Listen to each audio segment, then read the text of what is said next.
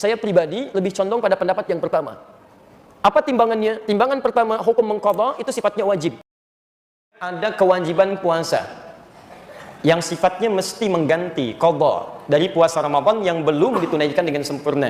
Seperti perempuan yang datang masa haidnya saat Ramadan, kemudian telah tuntas masa Ramadannya, masuk ke Syawal, dihadapkan pada situasi antara memilih dia mengerjakan puasa sunnahnya atau mendahulukan qadhanya. Mana yang harus didahulukan di sini?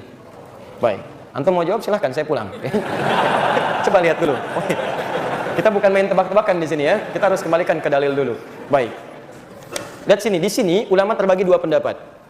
Pendapat pertama yang mutasyaddid, yang sangat ketat.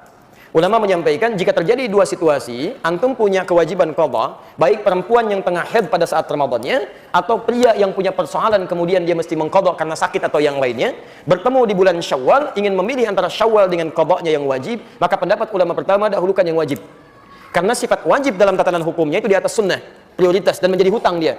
Jika dikerjakan berpahala, jika ditinggalkan berdosa dia di situ. Didahulukan kemudian qadhanya, baru kemudian selesai qadhanya dia masukkan atau teruskan dengan sunnahnya yang 6 hari di bulan Syawal itu. Jika dia mendapatinya, alhamdulillah. Jika tidak mendapatinya dengan keinginan dan niatnya, maka pahalanya dituliskan di situ. Paham sampai sini? Baik. Yang kedua, ini mutasahilin, yang agak longgar di sini. Yang agak longgar. Maka boleh kemudian mendahulukan puasa Syawal dulu. Begitu tuntas Syawal, baru kemudian dikerjakan selanjutnya puasa yang qadhanya, yang Ramadannya. Apa pertimbangannya? Dua hal.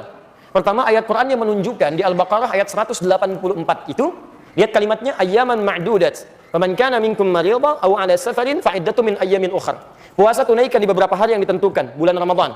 Tapi kalau Anda sakit yang tidak memungkinkan puasa atau di perjalanan yang menyulitkan puasa, silahkan ganti puasa yang tidak bisa ditunaikan itu di hari-hari lain. Ketika menyebutkan hari-hari lain, kalimatnya menggunakan ukhar, jamak dari kata akhar. Jamak dari kata akhar itu ada dua, satu ukhra, kedua ukhar.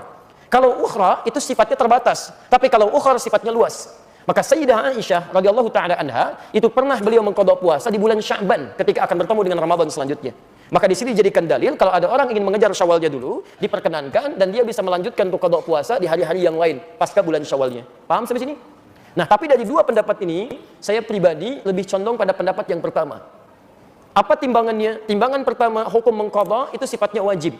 Karena ayatnya mengatakan fa'iddah, hitung, bayar, menggunakan fa. Fa itu menunjuk huruf yang cepat, tanpa jeda. Jadi begitu selesai, Anda punya kemampuan mengqadha, langsung qadha. Yang kedua, ini yang jadi masalah. Ketika Anda menunda untuk mengerjakan, masalahnya apakah Anda bisa memastikan Anda hidup sampai batas penundaan itu? Ini poinnya.